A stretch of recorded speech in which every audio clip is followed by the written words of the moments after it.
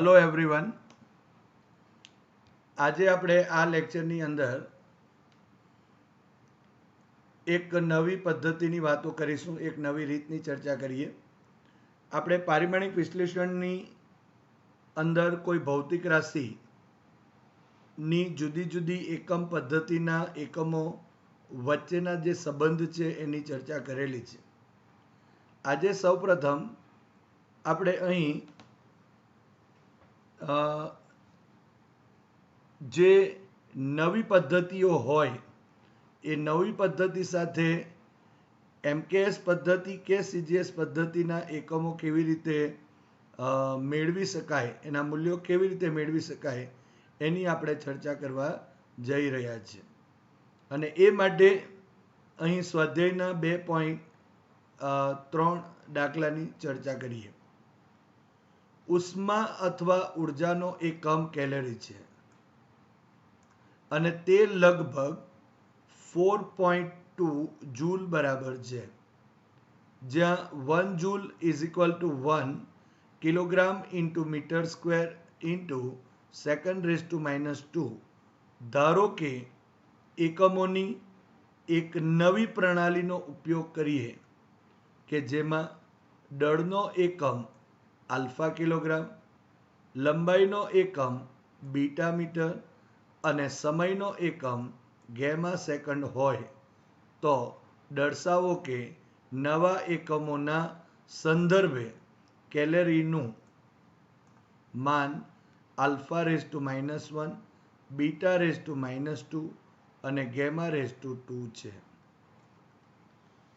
હવે અહીં તમે જોઈ શકો છો કે જે ઉષ્મા ઉર્જા અથવા તો ઉષ્મા ઉર્જા જે છે એનો એકમ કેલરી છે। હવે કેલરીનો જૂલ સાથેનો જે સંબંધ છે એ 1 calorie is equal to 4.2 joule થાય। અહીં આપણે જૂલ જાણીએ જે એમકેએસ પદ્ધતિમાં એકમ છે। અહીં 1 જૂલ તમે જોઈ શકો છો, 1 joule is equal to 1 kilogram metre square into second raise to -2 એટલે એમકેએસ પદ્ધતિમાં આપેલ છે।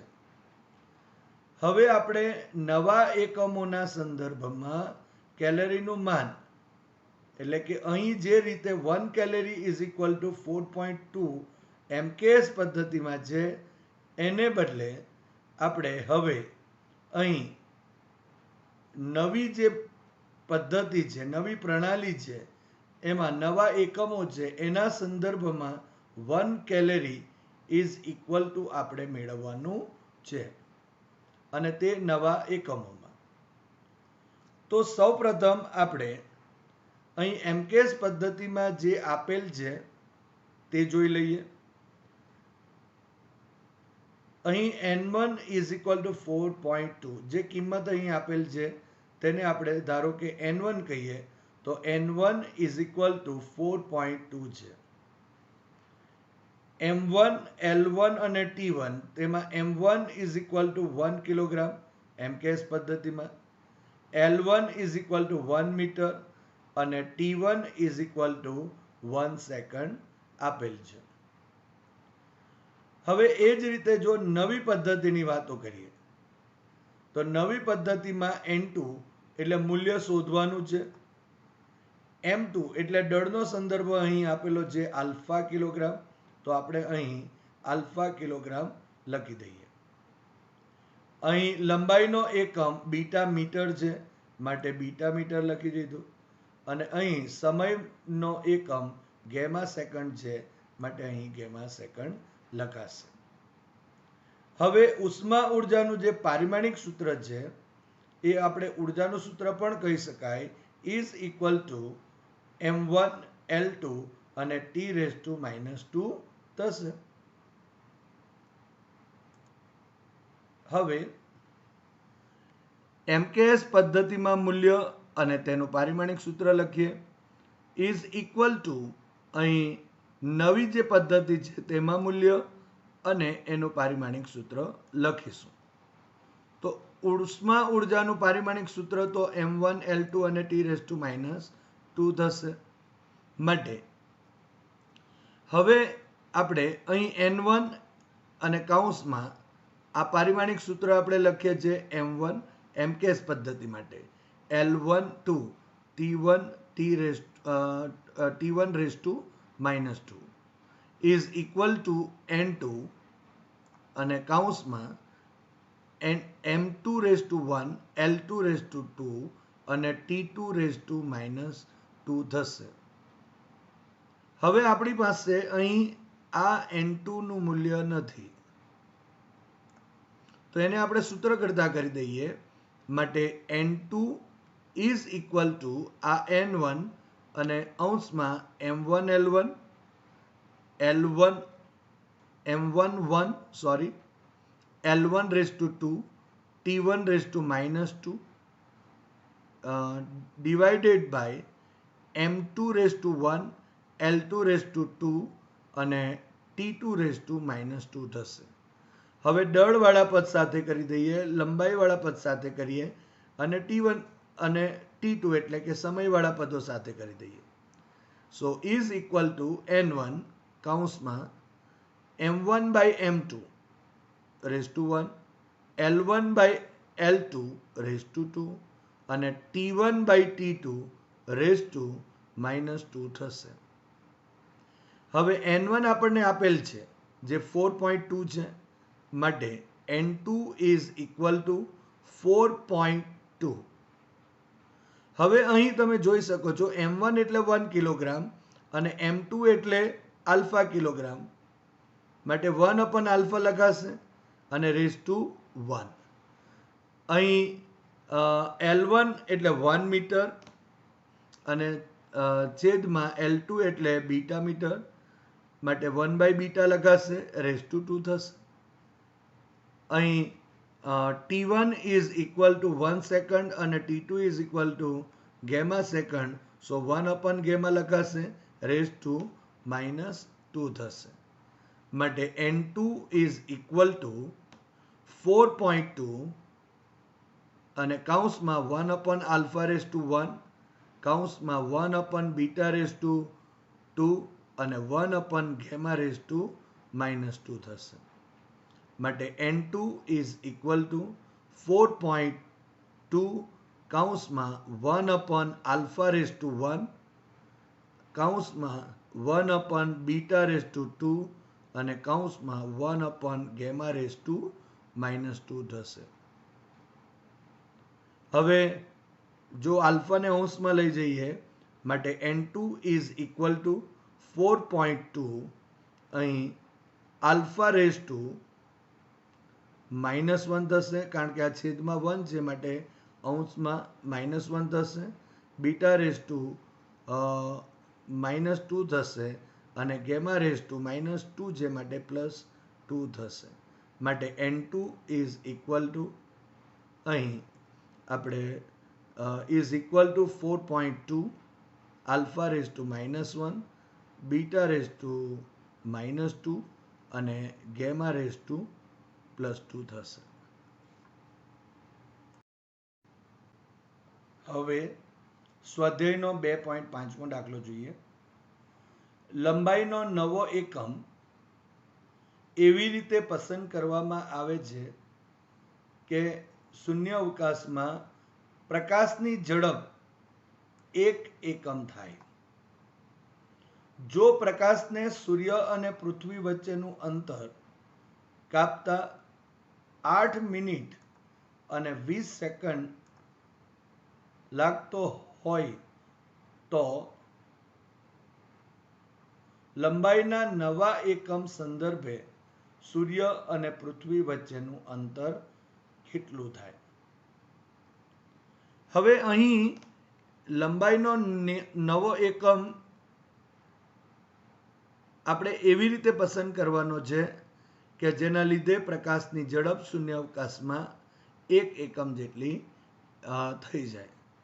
અને જો પ્રકાશને સૂર્ય અને પૃથ્વી વચ્ચેનું અંતર કાપવા માટે જો 8 મિનિટ અને 20 સેકન્ડ લાગતું હોય તો લંબાઈના નવા એકમના સંદર્ભે સૂર્ય અને પૃથ્વી વચ્ચેનું અંતર શોધવાનું છે.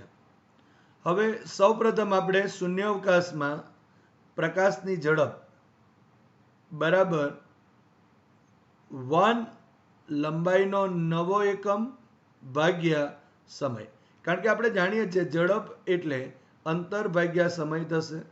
માટે અહીં 1 એકમ એટલે કે અહીં 1 ગુણ્યા લંબાઈનો નવો એકમ ડિવાઇડેડ બાય અહીં સમય થશે. માટે નવા એકમમાં સૂર્યથી પૃથ્વી વચ્ચેનું અંતર જો લખવું હોય તો ઇઝ ઇક્વલ ટુ પ્રકાશની ઝડપ અને ગુણ્યા સમય થશે. હવે સૌપ્રથમ આપણે સમય શોધી લઈએ, જે સેકન્ડમાં શોધીએ પહેલા. તો સમય બરાબર અહીં 8 મિનિટ અને 20 સેકન્ડ આપેલ છે. માટે મિનિટને આપણે સેકન્ડમાં ફેરવી દઈએ તો 8 ગુણ્યા 60 સેકન્ડ થશે, પ્લસ 20 સેકન્ડ આ અહીં આપેલ છે તે. માટે અહીં 480 સેકન્ડ વત્તા 20 સેકન્ડ થશે. માટે જે સમય થયો એ 500 સેકન્ડ જેટલો થાય છે. માટે નવા એકમમાં જો સૂર્ય અને પૃથ્વી વચ્ચેનું જો અંતર માપવું હોય તો નવા એકમમાં સૂર્યથી પૃથ્વી વચ્ચેનું અંતર ઇઝ ઇક્વલ ટુ પ્રકાશની ઝડપ ગુણ્યા સમય. હવે પ્રકાશની ઝડપ એટલે 1 ગુણ્યા લંબાઈનો નવો એકમ અને ભાગ્યા સમય એટલે સેકન્ડ અને ઇન્ટુ આ જે આપણા પાસે પ્રકાશની જે ઝડપ આપેલી છે તે આપણે અહીં લખી અને ઇન્ટુ એટલે આ સમય આપણે લખ્યો છે અહીં 500 સેકન્ડ. માટે સેકન્ડ અને સેકન્ડ અહીં કેન્સલ આઉટ થશે, આ રીતે કેન્સલ આઉટ થશે અહીં સેકન્ડ. માટે નવા એકમમાં સૂર્યથી પૃથ્વી વચ્ચેનું અંતર ઇઝ ઇક્વલ ટુ અહીંયા 500 અને લંબાઈનો નવો એકમ થશે. હવે ઉદાહરણ નંબર 2.5 જોઈએ. જો ન્યુક્લિયસનું પરિમાણ જે 10⁻15 મીટરથી 10⁻14 મીટર ના વિસ્તારનું છે, વધારીને એક તીક્ષ્ણ પિનની અણી એટલે કે ટીપ ના જેટલું કરવામાં આવે તો પરમાણુનું અંદાજિત પરિમાણ શું હોઈ શકે? પિનની અણીનો વિસ્તાર એ 10⁻5 મીટરથી 10⁻4 મીટર ક્રમનો ધારો.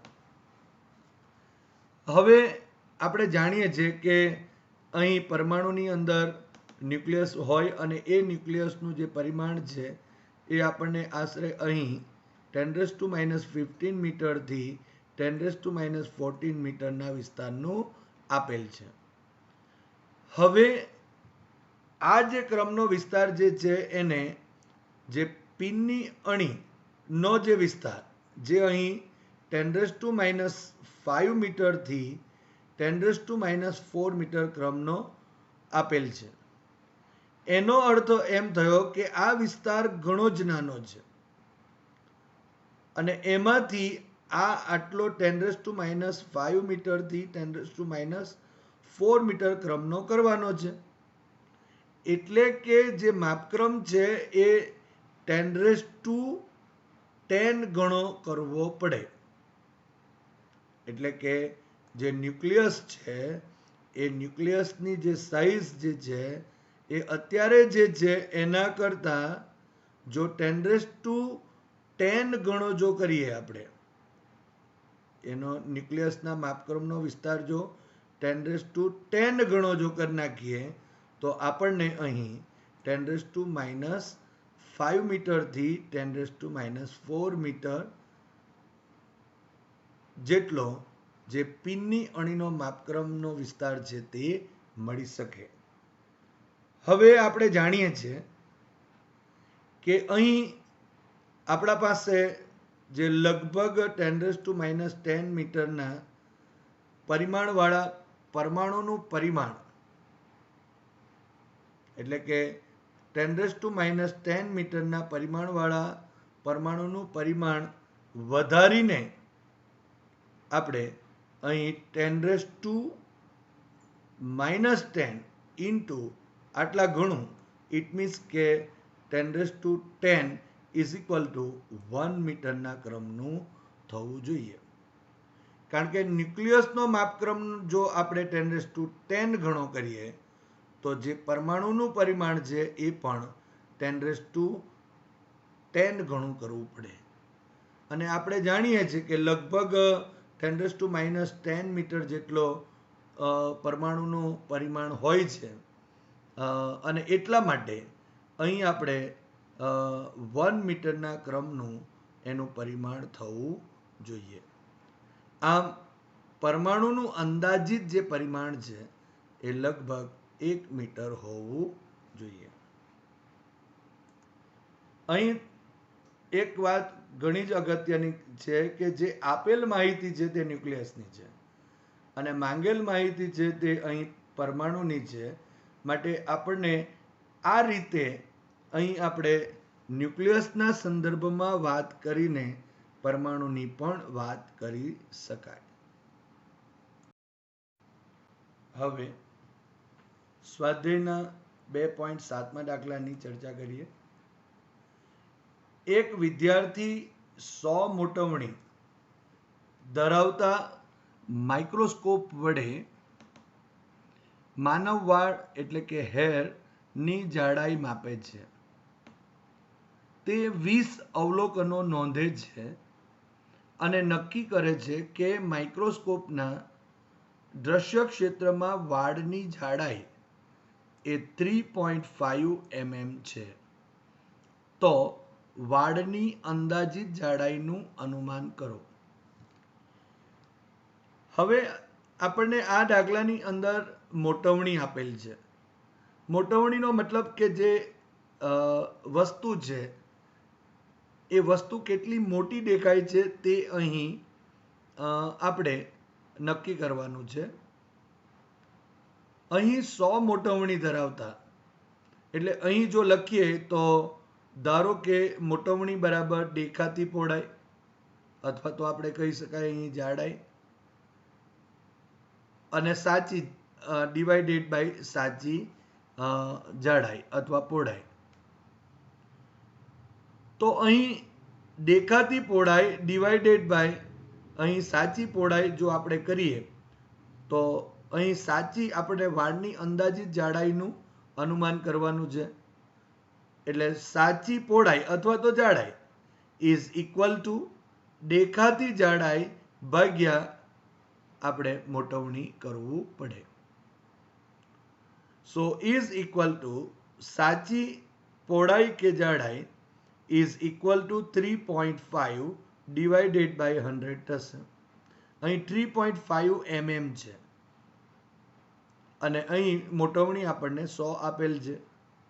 માટે અહીં સાચી પહોળાઈ ઇઝ ઇક્વલ ટુ 0.035 mm જેટલું થશે.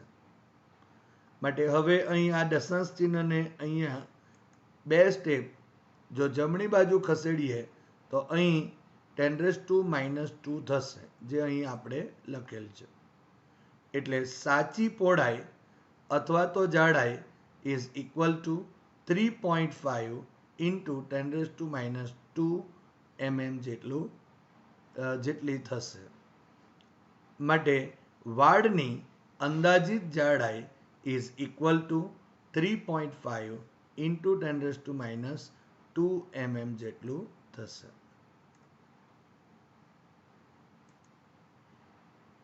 હવે સ્વાધ્યાયના 2.9મા દાખલાની ચર્ચા કરીએ. એક મકાનનો ફોટોગ્રાફ 35 mm ની સ્લાઇડ પર 1.75 સેન્ટીમીટર સ્ક્વેર ક્ષેત્રફળને આવરી લે છે.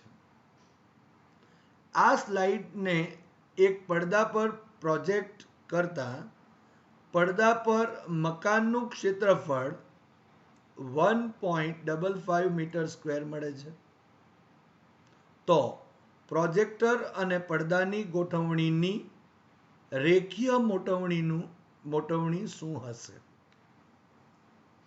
હવે આપણને અહીં પ્રતિબિંબનું ક્ષેત્રફળ આપેલ છે, જે ઇઝ ઇક્વલ ટુ અહીં 1.55 મીટર સ્ક્વેર છે, જે ઘણું જ મોટું અહીં દર્શાવેલ છે, અને વસ્તુનું ક્ષેત્રફળ બરાબર 1.75 સેન્ટીમીટર સ્ક્વેર જેટલું છે. માટે જો મીટર સ્ક્વેરમાં ફેરવીએ તો 10⁻² metre is equal to 1 centimetre અને એનો વર્ગ, માટે અહીં 1.75 ઇન્ટુ 10⁻⁴ મીટર સ્ક્વેર જેટલું થશે. હવે ક્ષેત્રીય મોટવણી જો કહીએ તો ઇઝ ઇક્વલ ટુ પ્રતિબિંબનું ક્ષેત્રફળ અને ડિવાઇડેડ બાય વસ્તુનું ક્ષેત્રફળ.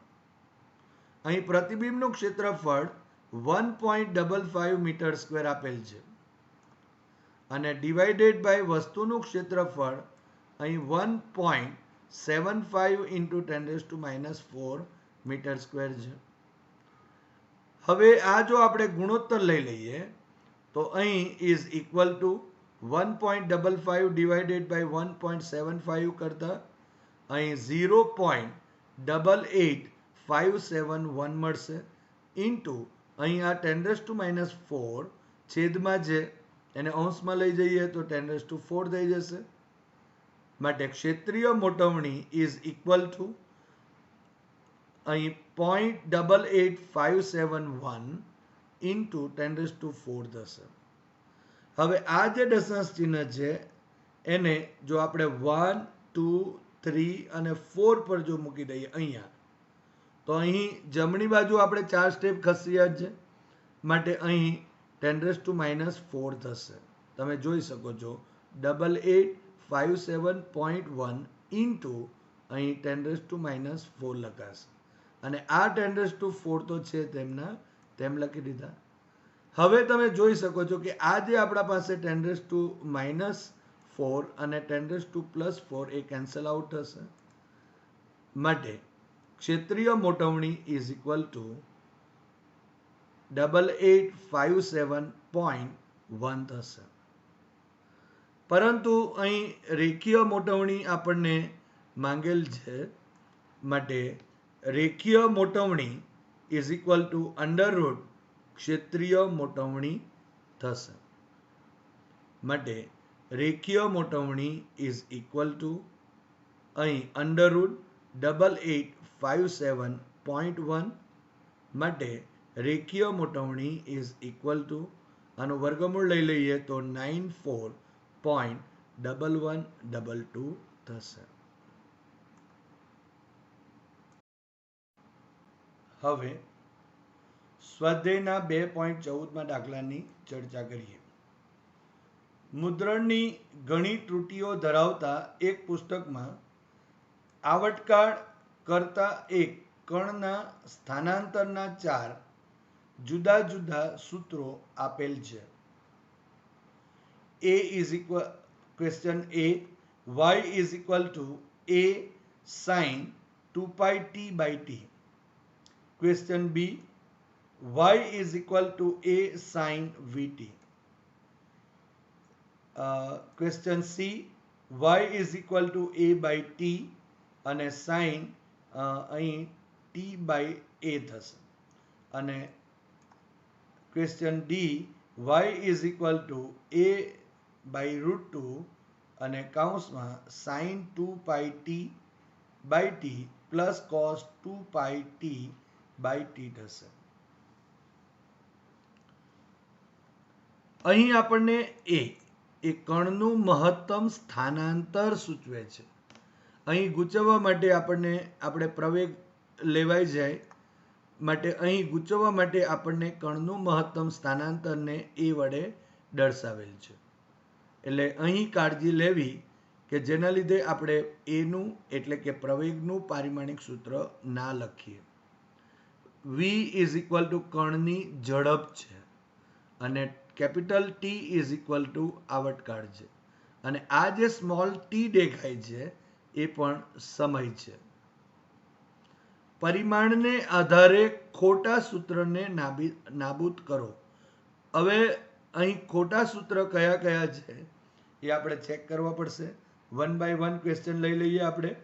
તો સૌ પ્રથમ question A, y is equal to a sin 2 pi t divided by t.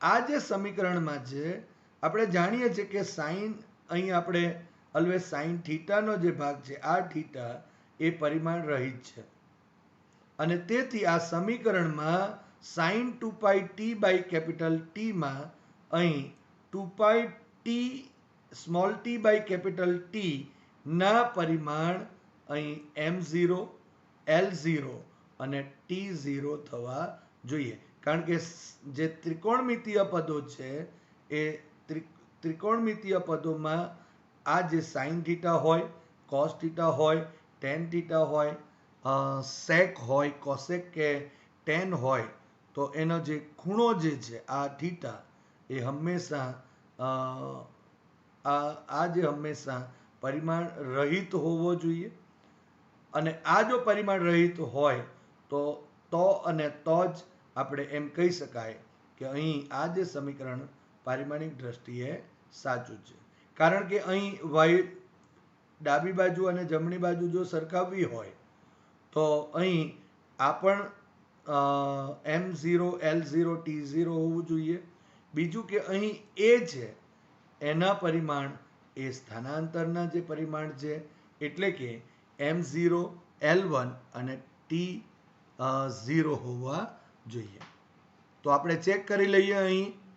તો 2 pi t by capital T નું પારિમાણિક સૂત્ર લખીએ તો આપણે 2 પાઈ રેડિયન માપક્રમ માટે અહીં m0, l0, t0, small T તો એના માટે આપણે t1 લખી દીધું અને ડિવાઇડેડ બાય આવર્તકાળ માટે કેપિટલ ટી નું પારિમાણિક સૂત્ર કેપિટલ t1.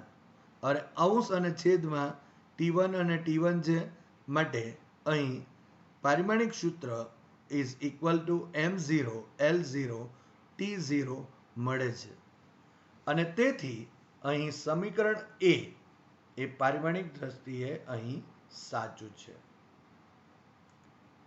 હવે ક્વેશ્ચન બી જોઈએ. અહીં y is equal to a sin vt આપેલ છે. હવે એનું એ એટલે સ્થાનાંતર, એ તો l1 થશે, પણ અહીં vt નું જે પરિમાણ એ સાઇન vt માં vt ના પરિમાણ જે છે એ m0, l0, t0 થવા જોઈએ. માટે અહીં vt નું પારિમાણિક સૂત્ર ઇઝ ઇક્વલ ટુ, હવે v એટલે m0, l1 અને t-1 પારિમાણિક સૂત્ર થશે અને t એટલે સમય માટે t1 થશે. માટે અહીં પારિમાણિક સૂત્ર vt નું પારિમાણિક સૂત્ર is equal to m0, l1 અને t0 મળે છે. માટે અહીં જોઈ શકાય છે કે m0, l0 અને t0 થવું જોઈએ, તેની જગ્યા પર m0, l1 અને t0 થાય છે અને તેથી સમીકરણ બી એ પારિમાણિક દ્રષ્ટિએ સાચું નથી એટલે કે ખોટું છે. હવે question C, y is equal to a by t sine t by a. હવે આ જે સ્મોલ ટી બાય એ છે એના ટી બાય એ ના પરિમાણ છે એ તો m0, l0 અને t0 થવા જ જોઈએ, પણ સાથે સાથે અહીં આ જે આપણા પાસે a બાય કેપિટલ ટી છે એના પરિમાણ પણ એ y ના જેવા એટલે કે સ્થાનાંતર જેવા હોવા જોઈએ. પણ તમે જોઈ શકો છો આ લંબાઈ માટે છે અને આ સમય માટે છે, માટે અહીં m0, l1 અને t-1 થશે. માટે અહીંથી જ આપણે કહી શકીએ કે આ જે સમીકરણ સી છે એ પારિમાણિક દ્રષ્ટિએ ખોટું છે. પરંતુ આ જગ્યા ઉપર બી જે સાઇન ટી બાય એમાં ટી બાય એના પરિમાણ જે છે એ પણ M0 L0 અને T0 થવા જ જોઈએ. તો અહીં ટી બાય એના પારિમાણિક સૂત્ર લખીએ તો ઇઝ ઇક્વલ ટુ ટી માટે M0 L0 અને T1 અને એ એટલે સ્થાનાંતર માટે M0 L1 અને T0. સો પારિમાણિક સૂત્ર is equal to M0 L-1 અને T1 મળે છે, જે અહીં M0 L0 T0 નથી. અને તેથી આ સમીકરણ સી એ પારિમાણિક દ્રષ્ટિએ ખોટું છે એમ કહી શકાય. હવે question D. y is equal to a by root 2 sin 2 pi t by capital T plus cos 2 pi small t by capital T. હવે અહીં તમે જોઈ શકો છો કે આ કૌંસની બહાર છે, એનો મતલબ કે આ તો પરિમાણ રહિત હોવું જોઈએ અને આ પણ પરિમાણ રહિત હોવું જોઈએ. એટલે કે આ સમીકરણની અંદર આપણે જો કહીએ તો sine 2 pi t by capital T અને કોસ અહીં 2 પાઈ ટી બાય કેપિટલ ટીમાં જે 2 પાઈ ટી બાય કેપિટલ ટીના પરિમાણ M0 L0 અને T0 થવા જોઈએ. તો ચેક કરી લઈએ. એ આપણે ક્વેશ્ચન એની અંદર આપેલ જ છે, પરંતુ અહીં લખી દઈએ તો અહીં 2 pi t by capital t is equal to M0 L0 અને સમય માટે T1 ડિવાઇડેડ બાય આવર્તકાળ માટે M0 L0 T1. So is equal to M0 L0 અને T0 મળે છે. માટે કહી શકાય કે સમીકરણ ડી એ પારિમાણિક દ્રષ્ટિએ સાચું છે.